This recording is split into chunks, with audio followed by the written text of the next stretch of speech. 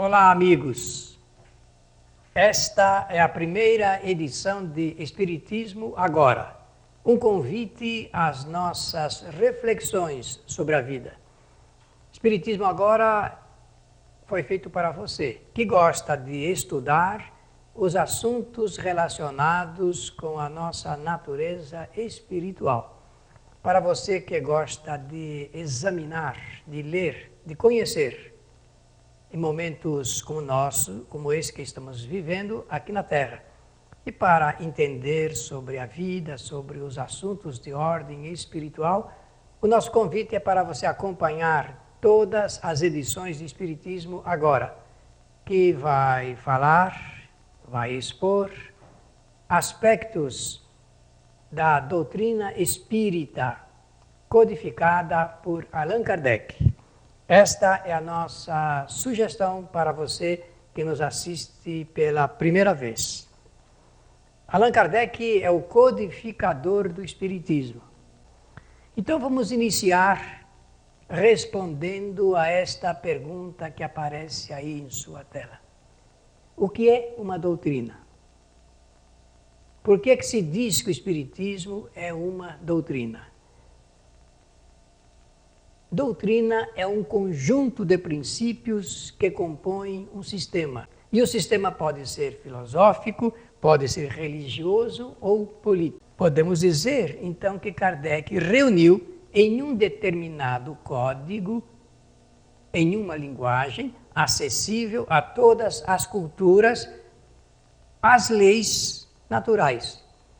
Então, desse procedimento decorre o termo codificação espírita. Sempre que você ouvir ou ler codificação espírita, deve entender que é um conjunto de leis naturais que Allan Kardec reuniu depois de todo o processo que nós vamos mostrar hoje, de diálogo e também de interpretação das respostas que os espíritos superiores deram a ele em Paris, por ocasião de 1856. Por que Allan Kardec é considerado o codificador? Então nós vamos mostrar os itens, os passos, os degraus pelos quais ele teve que passar a fim de poder reunir todo aquele material que foi apresentado através de médiuns pelos espíritos que o ajudaram. Em primeiro lugar, Allan Kardec teve o cuidado de aumentar, de dilatar a sua observação dos fatos. Só uma pessoa com uma observação cuidadosamente aumentada pode ver aspectos, detalhes que passam por vezes desapercebidos das pessoas comuns.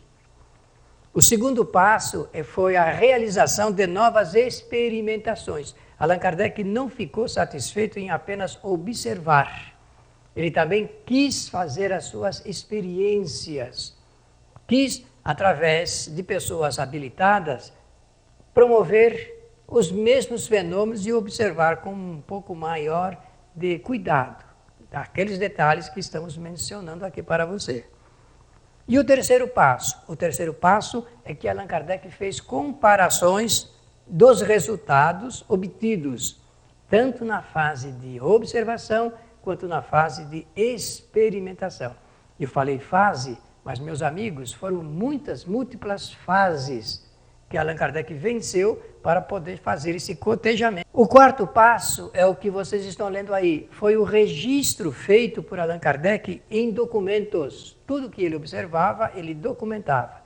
Como naquele tempo não existia toda esta tecnologia que nós temos hoje, era preciso que ele tivesse a condição de observar e de escrever cada detalhe observado.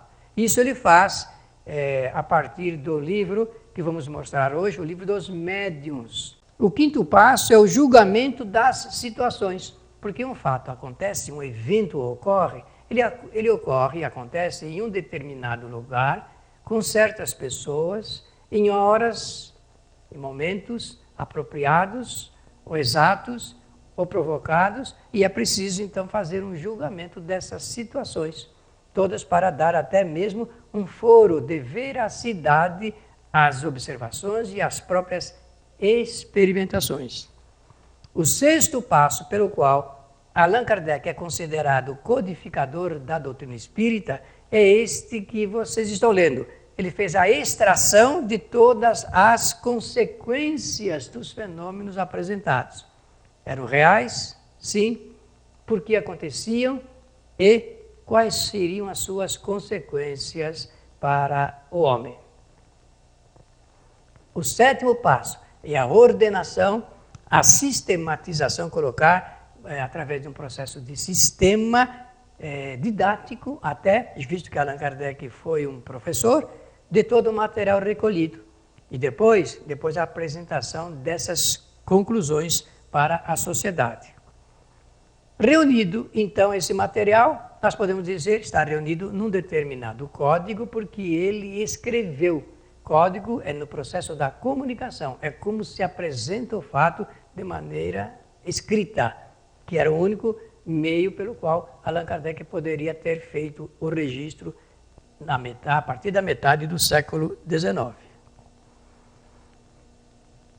Bem, agora chega o momento de dizer o seguinte: só foi possível vencer todos esses passos, obedecendo rigorosamente esse roteiro, dado o critério e o discernimento de Allan Kardec, tanto na observação como na experimentação, na comparação, no cotejamento, no processo de sistematização.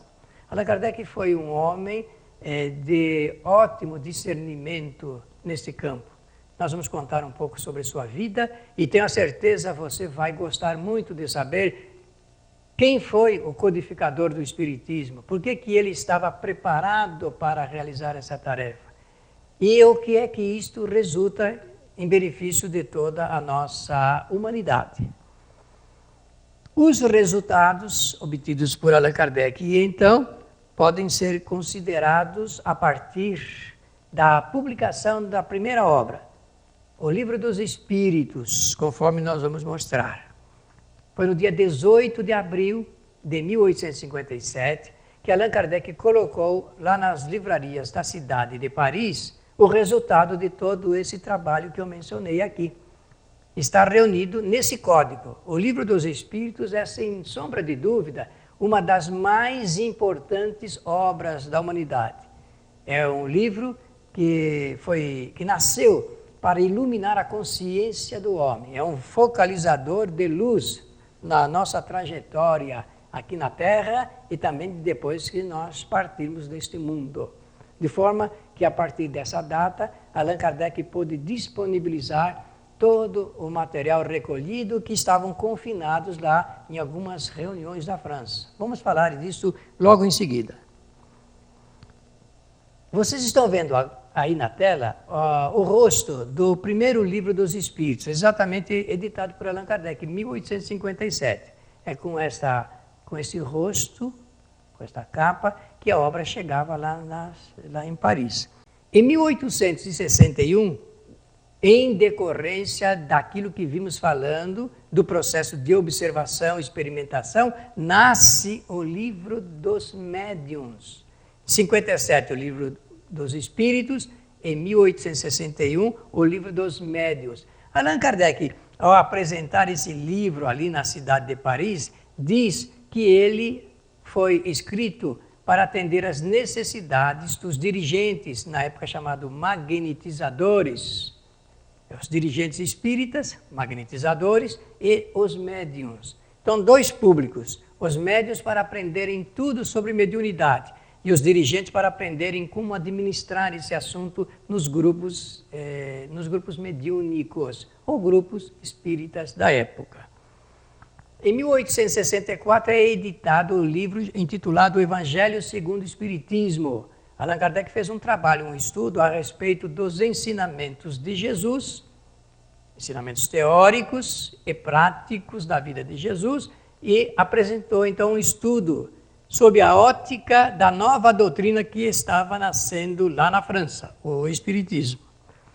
Em 1865, ele edita um livro intitulado O Céu e o Inferno, uma interpretação espírita sobre chamado céu inferno e purgatório apresentado pelo catolicismo da época, e na segunda parte apresenta mais de 80 modelos e exemplos de comunicações de espíritos. É um farto material muito interessante e curioso à luz da psicologia espírita.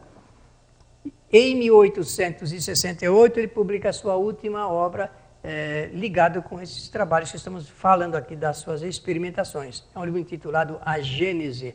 Agora vocês podem ver, então, o primeiro livro editado por Allan Kardec, o Livro dos Espíritos, 1857, o Livro dos Médiuns, 1861, o Evangelho segundo o Espiritismo, em 1864, o livro O Céu e o Inferno, 1865, e o livro A Gênese, em 1868. A última obra editada por Allan Kardec forma esse conjunto de 5 livros, chamado A Codificação Espírita. Quando você ouviu a palavra codificação em termos de obras, são esses livros aqui.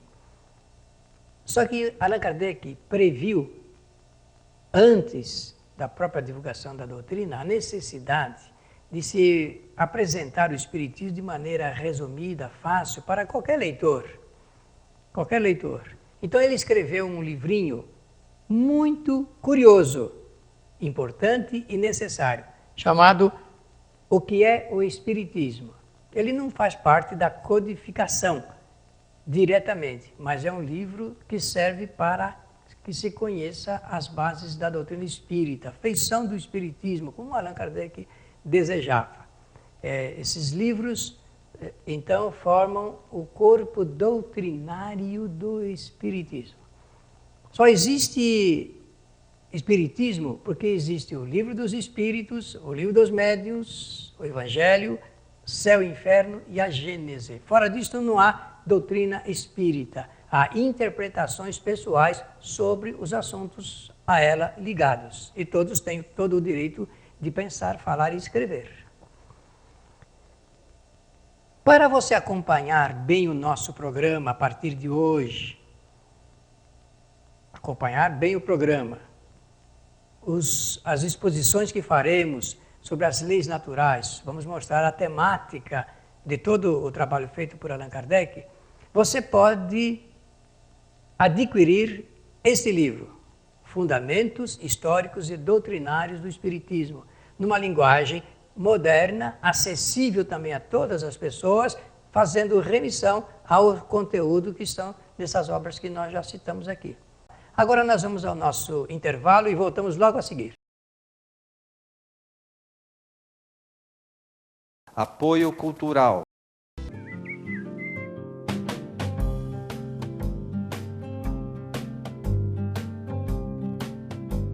Rádio Boa Nova, a comunicação em prol de um mundo de regeneração. Os livros citados neste programa podem ser adquiridos na Mundo Maior Editora. Acesse mundomaior.com.br. Um simples gesto, um ato de enormes proporções. Um simples gesto é capaz de dar apoio, acolher, educar, alimentar. Um simples gesto traz com ele benefícios incalculáveis. Um simples gesto contribui para realizar o bem. Participe para que a rede social do bem possa aumentar a sua capacidade de multiplicar as suas ações sociais. Pratique isso na hora que você for pagar a sua próxima compra. Use o cartão de crédito exclusivo O Bem. Peça já o seu cartão. Ligue 0800 644 2273.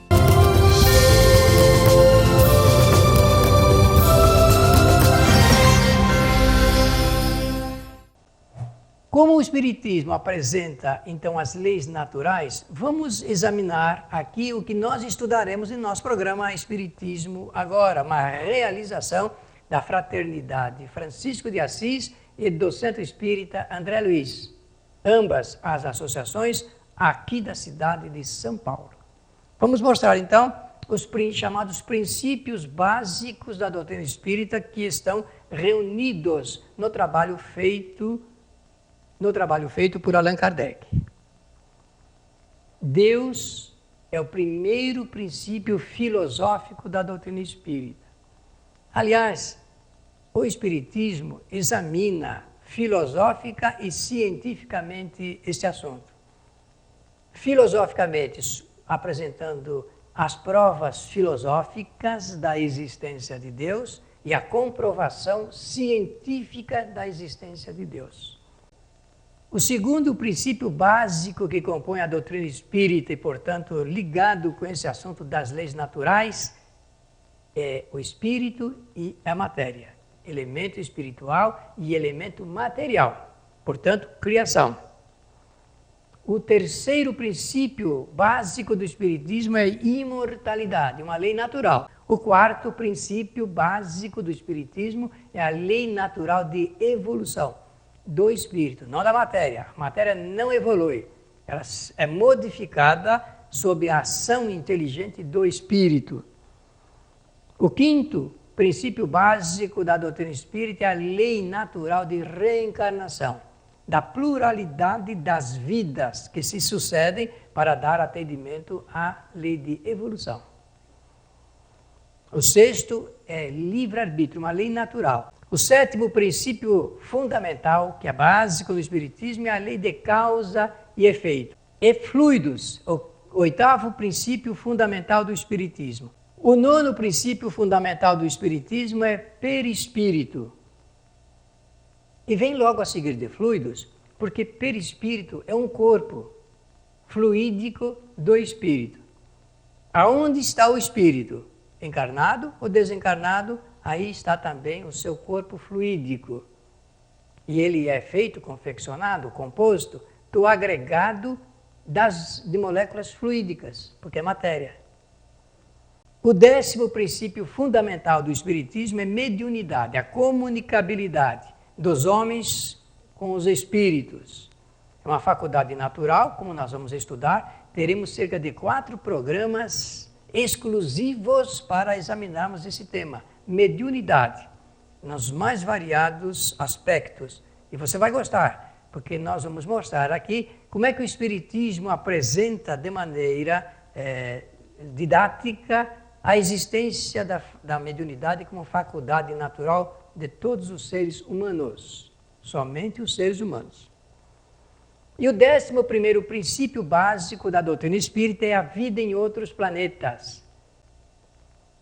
Desde 1857, a doutrina espírita está anunciando que existe vida em muitos planetas, muitos mundos, e são bilhões. Eu penso até que é muito maior o número, porque os cientistas estão falando aí de um número que não dá nem para imaginar de planetas que existem no universo. O 12º princípio filosófico da doutrina espírita é erraticidade. É um termo para designar o estado que fica o espírito depois que ele deixa definitivamente o seu corpo material. Desencarnado, ele entra em estado de erraticidade. E 13º princípio fundamental do espiritismo é a influência dos espíritos na vida de todas as pessoas, de todos os seres encarnados. O 14º princípio é a ação dos espíritos junto aos fenômenos da natureza. Meus amigos, quando ocorre um fenômeno natural, existe todo um projeto que nós não vemos, não entendemos, mas que ocorre em favor daquilo que se chama equilíbrio natural. Estão gostando? Esse será o nosso estudo aqui, nosso programa Espiritismo Agora, que é um programa criado para informar, esclarecer cada detalhe específico das explicações espíritas sobre a vida. Nós vamos entrar agora num assunto ligado com a vida do codificador. Ela é necessária. A partir de agora você vai ter um conhecimento de como tudo começou. E é preciso conhecer isso, porque nós vamos perceber que Allan Kardec era um homem culturalmente preparado para acompanhar essas observações, esses fatos, essas conclusões, e que estava muito bem preparado para poder apresentar as suas conclusões. Para falar do codificador no início da sua vida, nós precisamos nos reportar à cidade de Lyon, na França, uma das mais importantes cidades francesas. Vocês aí estão vendo uma panorâmica de Lyon nos dias de hoje, na atualidade. Bem, Lyon é o nome da cidade. Lyon é uma cidade que foi fundada sobre uma colina, Fourvière em francês, lá na França, muito famosa. Ela tem origem 43 anos antes de Jesus de Nazaré nascer.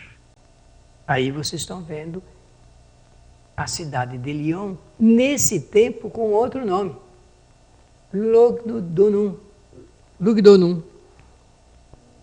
E os romanos que a fundaram deram esse nome, Lugdunum, em homenagem a um deus da mitologia céltica. Aqui está Lyon, um pequeno quarteirãozinho ali, uma ruazinha, uma ladeira da cidade de Lyon. Essa foto é moderna. Essa é uma arquitetura remanescente lá na cidade, para mostrar que ali estiveram os romanos com a sua arena, destinada às mais variadas apresentações.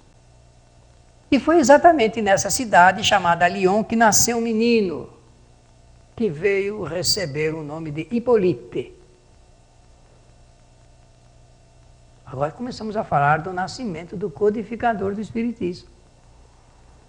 Nasceu no dia 3 de outubro de 1804, às 19 horas, na rua Sala, número 76. Os seus pais chamavam Jean-Baptiste Revailly e a sua mãe, Jeanne Duhamel. Os pais do menino Hippolyte. E o nome completo do menino Revailly é esse que vocês estão vendo aí na tela, Hippolyte Léon Denisard Revailly. E os pais do menino Hippolyte o enviam para se inscrever em um colégio, em um instituto intitulado Instituto de Pestalozzi. Então, em 1814, lembrem-se que eu falei que ele nasceu em 1804. Agora, em 1814, ele já está ali, aos 10 anos de idade, recebendo as instruções de Pestalozzi.